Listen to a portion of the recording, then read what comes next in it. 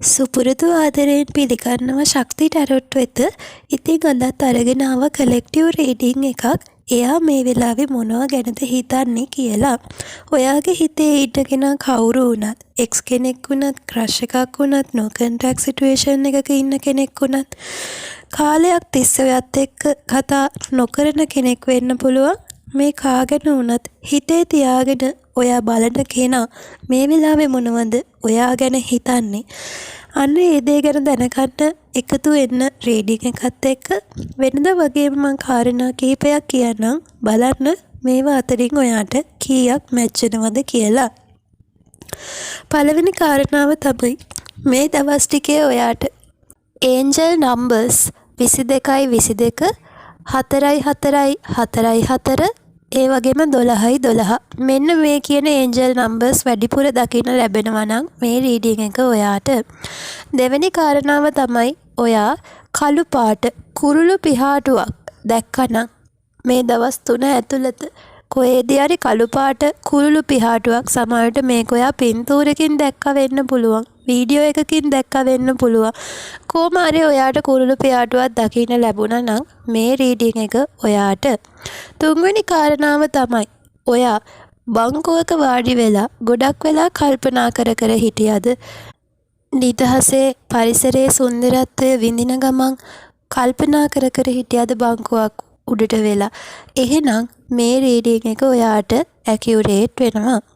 ඊළඟ කාරණාව තමයි මේ රීඩින් එක බලන්න කලින් ඔයා සීතල වතුර වීදුරුවක් පානය කරා නම් ඔන්න ඒකත් ස්පෙෂල් සයින් එකක් වෙනවා.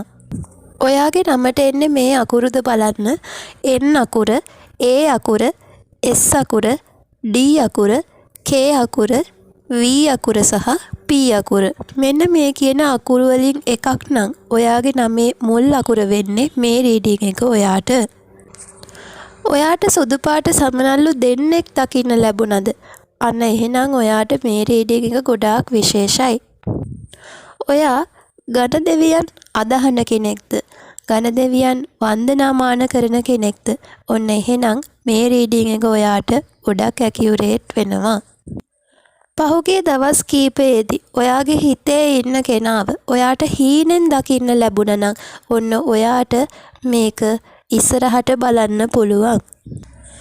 මේ වෙලාවේ ඔයා ඇඳන් ඉන්න ඇඳුම කහ පාට, කොළ පාට, එමත් නැත්නම් රතු පාට. මේ කියන පාට තුනෙන් එකක් නම් ඔයාගේ ඇඳුමේ මේ වෙද්දි තියෙන්නේ. ඔන්න ඔයාට මේ රීඩින් එක ඇකියුරේට් වෙනවා. මේ වෙලාවේ ඔයාට වටපිටාව බලපුවාම ගස් කොළන් ගොඩාක් පේන්න තියෙනවා නම්, මල් පිපුණ ගහක් දකින්න තියෙනවා නම් ඔන්න ඔයාට මේක ගොඩක් ඇකියුරේට් වෙන රීඩින් එකක්. බලන්න ඔයාගේ හිතේ ඉන්න කෙනාගේ ෆෝන් නම්බර් එකට මෙන්න මේ කියන ඉලක්කම් එනවද කියලා. අංක 6, අංක 3, ඒ වගේම අංක 2 සහ අංක 1. මෙන්න මේ කියන ඉලක්කම් වලින් එකක් හරි ඔයාගේ හිතේ ඉන්න කෙනාගේ ෆෝන් නම්බර් එකට එනවනම් මේ රීඩින් එක ඔයාට. ඔයාගේ ලග්නය සිංහ ලග්නය, ධනු ලග්නය, වෘෂභ ලග්නය, තුලා ලග්නය. මේ කියන ලග්න වලින් එකක් නම් ඔන්න ඒකත් ස්පෙෂල් සයින් එකක්. ඉතින් බලන්න කාරණා කීපයක්ම කිව්වා වෙනද වගේම මේ කාරණා වලින් කීයක් ඔයාට මැච් වුණාද කියලා පහලින් කමෙන්ට් කරන්න. ඉතින් අපි බලමු ඔයාගේ හිතේ ඉන්න කෙනා මොනවද ඔයා ගැන හිතන්නේ කියලා. ඔයාගේ හිතේ ඉන්න කෙනා කවුරු වුණත් මේ කෙනාගේ හිත ආදරයෙන් පිරීලයි තියෙන්නේ. එයාට ගොඩාක් ඔයාව මතක් වෙනවා. ඔයාගේ හිනාව, ඔයාගේ කටහඬ එයාට ඇහෙනවා වගේ. එයා ආසයි ඔයත් එක්ක නැවත කතා කරන්න. විශේෂයෙන් ඔයාලා දෙන්න අතර තිබුණ සම්බන්ධතාවය මීට මාස ගණනාවකට කලින් නැවතුණා වෙන්න පුළුවන්. කතා කරන්නේ නැහැ වෙන්න පුළුවන්. අන්න එහෙම දුරස් වෙලා හිටපු කවුරු හරි ඉන්නවා නම් ඒ අයට කියන්න තියෙන්නේ එයාට ඔයාව ගොඩාක් මතක් වෙනවා. එයාට ආසයි ඔයාට නැවත කතා කරන්න, ඔයාගේ හිනාව බලන්න. එයා හිතනවා මේ වෙද්දි ඔයා ලස්සන වෙලා ඇති කියලා. හිටියටත් වඩා ගොඩක් ලස්සන වෙලා ඇති.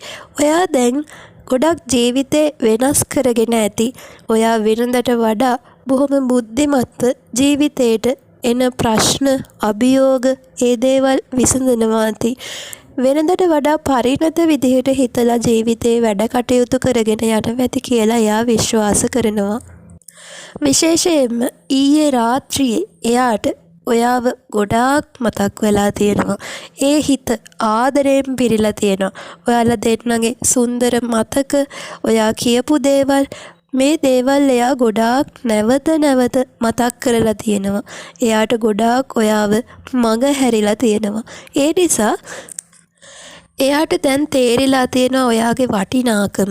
ඔයා නැතුව එයාට ඉන්න බැහැ කියන දේ එයා දැන් අවබෝධ කරගෙන තියෙනවා.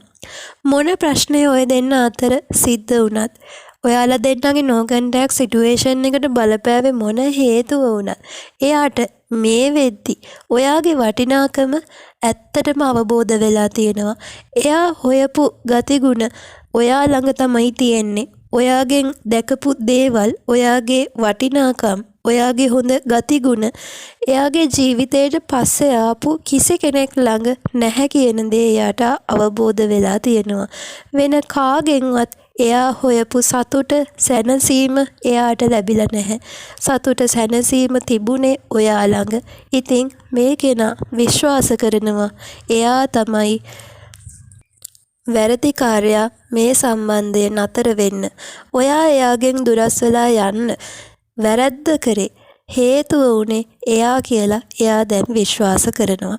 ඒ වගේම එයාට හොඳටම තේරිලා තියෙන්නේ එයාගේ විවාහ සහකරු විදිහට ඔයාව තමයි සුදුසුම කෙනා කියලා. ඒ වගේම කෙනෙක්ට ඔයාව මතක් වෙලා එයා ගොඩක් දුකෙන් ඉන්නේ. එයා ගොඩක් අඬලා තියෙනවා. එයාට හිතේ පසුතැවීමක් තියෙනවා. ඔයාට දෙයක් කියලා හිත රිදවෙවුවා නම් එහෙම කරේ අපරාධේ. ඇයි මං එහෙම කරේ? ඒ වෙලාවේ සමහර විට එයාට යම්කිසි අඳුරු බලපෑමක් තිබුණා වෙන්න පුළුවන්. එයා කරන දේ එයාවත් දන්නේ නැතුව හිටපු කාලෙක ඔයාගේ හිත රිදවෙන දෙයක් මේ කෙනා අතින් වුණා වෙන්න පුළුවන්. ඒ හැම දෙයකටම මේ වෙද්දි මේ කෙනා පසුතැවෙනවා. එයා කතා නොකර ඉන්නවා වුණත්, ඔයාගෙන හොයන්නේ නැහැ කියලා වගේ හිටියා වුණත්, ඇත්තටම එයාට ඔයා ගැන දේවල් දැනගන්න අවශ්‍යයි. එයා ඔයා ගැන ඔත්තු බලනවා. එයා බොහොම රහසිගත විදිහට ඔයා කරන්නේ මොනවද? ඔයා ඉන්නේ කොහෙද? කාත් එක්කද ඇසුරු කරන්නේ? මේ දේවල් හොයන්න ලොකු උත්සාහයක් ගන්නවා. එයා හිතනවා මේ වෙද්දි ඔයාගේ ජීවිතයට අලුතෙන් කෙනෙක් ඇවිත් ඇති කියලා. ඒ දෙයට එයා ගොඩාක් විඳවනවා. ඇත්තටම එහෙම දෙයක් වුණොත් එයාට ජීවත් වෙන්නවත් බැරි වෙයි කියලා හිතලා එයා ලොකු වේදනාවක් හිතේ හිර කරගෙන ඉන්නවා. ඒ නිසාම ඔයාට ඉක්මනින් කතා කරන්න අවශ්‍යයි. කොහොම හරි නැවත ඔයාව එයාට ලබා ගන්න අවශ්‍යයි කියලා එයා තීරණය කරලා තියෙනවා. ඔයා නැති වේදනාව මෙයාට දරා ගන්න බැරි නිසා ඒ කෙනා යම්කිසි නරක දෙයකට ඇප්පෙහි වුණා වෙන්නත් පුළුවන්. විශේෂයෙන් මත්ද්‍රව්‍ය, මත්පැන් පානය කරන්න යොමු වෙලා තියෙනවා. ගොඩාක් කල්පනා කරනවා. ඒ දුක නැති කරගන්නේ කොහොමද කියලා එයා ක්‍රමයක් හොයනවා. හැබැයි ඒ හැම දෙයක්ම අවසානයේ එයා නැවත ඔයාට කතා කරන්න ඕනි කියලා තීරණය අරගෙන තියෙනවා. ඉතින් බොහෝ විට මේ කෙනා සතියක්, දවස් 7ක් ඇතුළත ඔයාට කතා කරන්න ඉඩ තියෙනවා. ඔයාව හොයාගෙන එන්න ඉඩ තියෙනවා. විශ්වාසයෙන් ඉන්න. මේ විශ්වයේ ආශිර්වාදය ඔයාට අනිවාර්යෙන් ලැබෙනවා. එතෙක් ීමෙන් ඉන්න. ඔයාට සුබ කාලයක් ඉදිරියට අනිවාර්යෙන් එනවා. ඒ වගේම මේ වෙද්දි සම්බන්ධතාවයක ඉන්න කෙනෙක් නම් මේ රීඩින් එක බලන්නේ ඔයාගේ හිතේ ඉන්න කෙනා ඇත්තටම ඔයා ටිකක් වෙනස් වෙලා කියලා එයා හිතනවා. එයා කල්පනා කරනවා එහෙම වෙනස් වෙන්න හේතුව මොකක්ද කියලා. එයාගේ වැරැද්දක් නිසාද ඔයා එහෙම වෙනස් වුනේ? සමහරට ඔයා එයාව මගහරිනවා වෙන්න පුළුවන්. ඒක එයාට මේ වෙද්දි තේරිලා ඉන්නවා වෙන්න පුළුවන්. එයා කල්පනා කරනවා ඇයි එහෙම වුනේ? එහෙම නැත්තම් කවුරු හරි වැරදි දෙයක් ඔය දෙන්න ගැන ඔයාට කියලා තියෙනවද? මෙතන කවුරු හරි තර්ඩ් පාර්ටි සිටුේෂන් එකක් තියෙනවද? අන්න එහෙම කල්පනා කරනවා. ඔයා ගැන පොඩි සැකයක් එයාගේ හිතේ ඇති වෙලා තියෙනවා. ඔයා එයාට දෙයක් හංගනවා කියලා එයා හිතනවා. හැබැයි ඒ මොන දේ වුණත් එයා ඔයාට ගොඩක් ආදරේ. සමහරට ඔයාගේ හිතේ ඉන්න පුද්ගලයාට ගොඩක් කේන්ති යන කෙනෙක් වෙන්න පුළුවන්. ඒ නිසා එයා ඔයාට හිත රිදවෙන දෙයක් කියන්නේ නැති.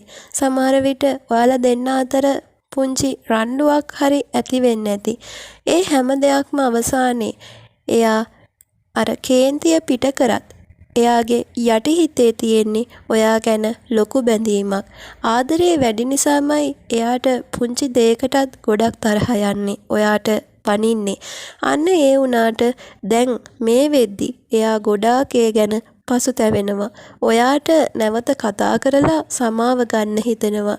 ඉතින් මේ කෙනාට සමාව දෙනවද නැද්ද කියන එක ඔයා කල්පනා කරලා බලන්න. ඉතින් මේවා තමයි අද ඔයාලට ලැබෙන ස්පෙෂල් මැසේජස්. ඊළඟ රීඩින් එකෙන් හම්බ වෙමු.